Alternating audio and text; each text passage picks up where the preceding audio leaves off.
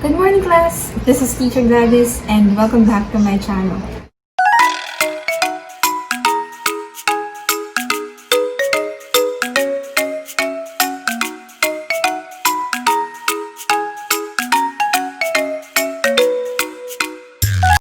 So just like what I promised, before I discuss grammar lessons, we will have first the lesson on Google Classroom, kung paano ito gagamitin ng mga estudyante. But before that, let me first have a brief discussion on what Google Classroom is all about. Ang Google Classroom ay isang free web service, meaning free if you have your internet connection and you can readily access that one. And it's also developed by Google for schools that aim to simplify creating, distributing, and grading assignments. So with this one, you can create lessons, you can even create assessment tools, you can even distribute materials, and teachers can also use it for grading different learning materials or assignments for students. And also, the primary purpose is to simplify the process of sharing files between teachers and students. So here, instead of sharing materials using USB, here you can just share your documents online, where the teachers and the students can easily access it, of course, if they have internet connection. Now, what are the features of Google Classroom? Ano-ano yung mga bagay na makikita natin sa Google Classroom or mga bagay na pwede natin gawin with Google Classroom? Google Classroom ties with Google Drive, Google Docs, Sheets and Slides, and Gmail together to help educational institutions to go to a paperless system. So take note of that. Their main goal is to actually have a paperless system.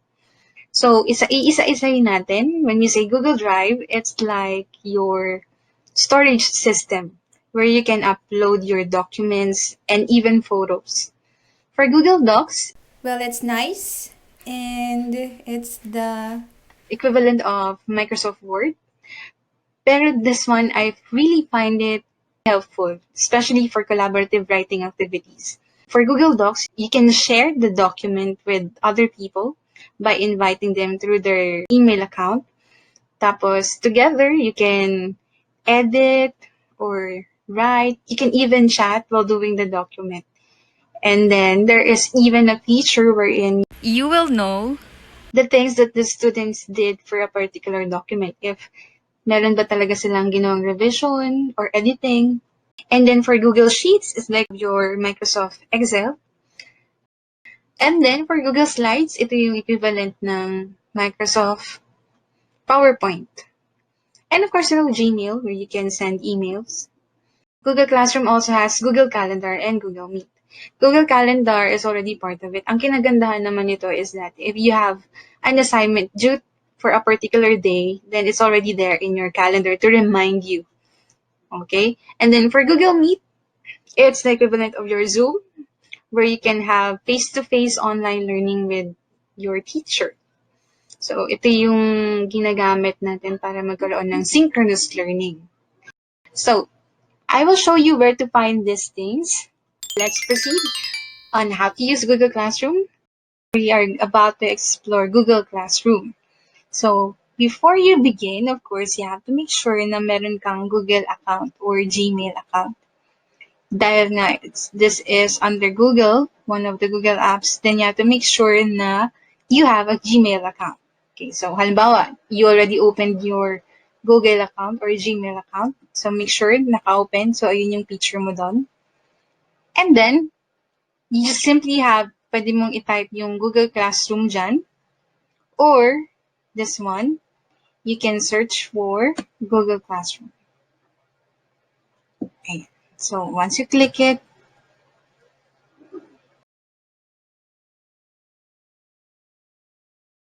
so there you have it.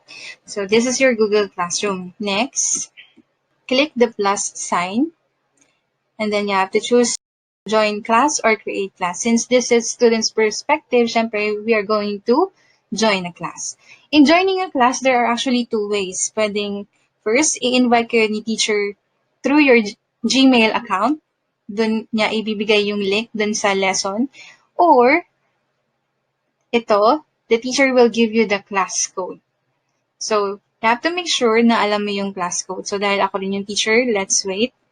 Ang class code ng lesson natin ay yan. So, kung paano nakasulat, ay ganun-ganun niya din i-type. Click join.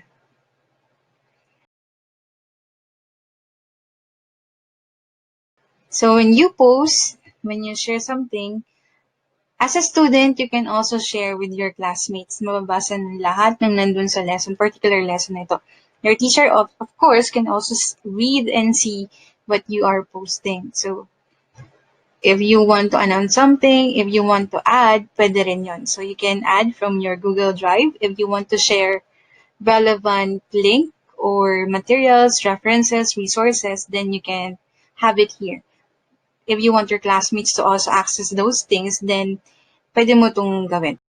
Okay, so cancel natin since wala naman tayong isi-share. So for English 3 subject, ito yung mga dapat natin gawin. So, 5.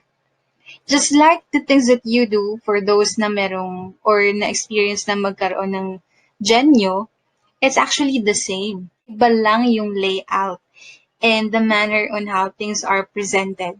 Iba lang din yung terms, but nonetheless, the way you explore Genyo and other learning management system, they are somehow the same. Okay, so you simply have to click on the file. So for the first activity, you have here a question that you need to answer.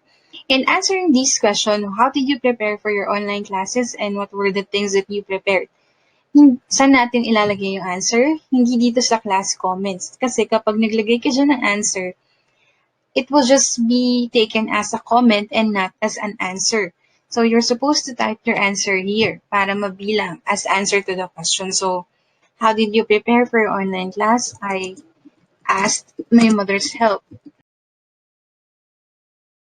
What were the things that you prepared? We prepared laptop and headset.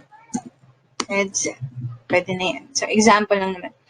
So, make sure to click hand in para mabilang yung sagot mo dun sa question. And then, ang kagandahan rin nito is you can actually see your classmates' answer and reply to their answers. So, halimbawa, ayun. So, dahil ginawa ko na yung example na yan para naman dalawa yung estudyante. So, pwede ako mag-reply dun sa classmate ko na si Dis. Pwede ako magsabi na, I also did the same. I also did the same. Pwede ganun. So, pwede kang mag-reply sa classmates mo. Of course, you always have to be careful of your replies dahil lahat yan nababasa ng teacher. Okay. And then, before I forget, yung private comment, if you type here a private comment, mababasa yan ni teacher. Siya lang yung makakabasa. So, for example, may question ka, then you can type it here. Okay, let's go back to the other activities. Okay, posted new material. Ang instruction ni teacher, watch the video on the different types of nouns. So, papanoorin lang natin. So, when you click it, ayan na agad, naka-attach na yung video from YouTube na kailangan mong panoorin. So let's pretend, tapos na natin yan. Go back na tayo doon. So, make sure, of course, na kapag may pinapanood si teacher sa'yo, naiintindihan mo. And if you want to comment, then you can also write your comment here. Okay, next. Common and proper nouns. This one naman, sabi ni teacher, read the assigned PowerPoint and be ready to answer the exercises that follow. So, dapat daw nating basahin mabuti at intindihin dahil meron tayong quiz or exercise na sasagutan. So, ayan, naka-attach na rin, readily accessible, yung PowerPoint or yung Google Slides. Ayan, so go through it. Common and proper nouns, definition, and example. So, kung halimbawa, natapos na natin yan. Go back. And then, fourth activity, answer the exercise on proper and common noun. So, just simply click on the Google form. The instruction is identify whether the given noun is a proper noun or a common noun. So you simply have to click on the correct answer. So, common noun ba yan or proper noun? Yan. So, halimbawa, sagutan natin. Okay. Proper. Let's see. Yan. And then, click submit. So, let's view our score. Okay, perfect. So, we're now on the last part of the given activities. So, let's click it to open. Common and proper nouns, homework. Let's see. For this particular homework, ito muna, as a teacher, I opted to use Google Docs para naman maipakita ko yung kagandahan ng Google Docs in comparison to the Microsoft Word that we have. Okay, so ang direction for the homework, together with your partner, list down at least 10 examples of common and proper nouns. One shall give the common nouns and the other shall give the corresponding proper nouns of the given common nouns. Only one file per pair shall be submitted. Make sure to include your name. So in short, your task as a student now, I am tasked to do this with my partner. I can share this with my partner. So just clicking on share and then I will write, halimbawa siya yung partner ko. I'll simply have to click on her email ad and then send. So let's wait for the person to accept the invitation to edit. Okay, as you can see, I have here two tabs open, one corresponding to my file as a student, and then the other one corresponding to that of my partner. So let's see. So ang color ko ay pink and my partner is blue. Okay, there, as that's the one. It's possible that you include your teacher in this particular activity so that alam niya kung paano niyo ginawa tong homework, kung talaga bang nag-collaborate, nagtulungan. Let's chat our partner. Halimbawa, hi Gladys. Let's do our homework na. So, notice, nag-appear yung notification since both of them are online. So, makakasagot na yung partner mo right away. Yes, let's do it. I will answer the common nouns. So, siya daw yung sasagot ng common nouns. So, Zig will say, okay. Gladys will provide common nouns, kahit tatlo lang siguro. And then, school, and then actress. In real time, since both of them are online, kung ano man yung nilalagay ni Gladys na answers, Zig can already know it. Zig now will write his answers since meron ng answers si Gladys, so he will provide the proper nouns for each common noun. President,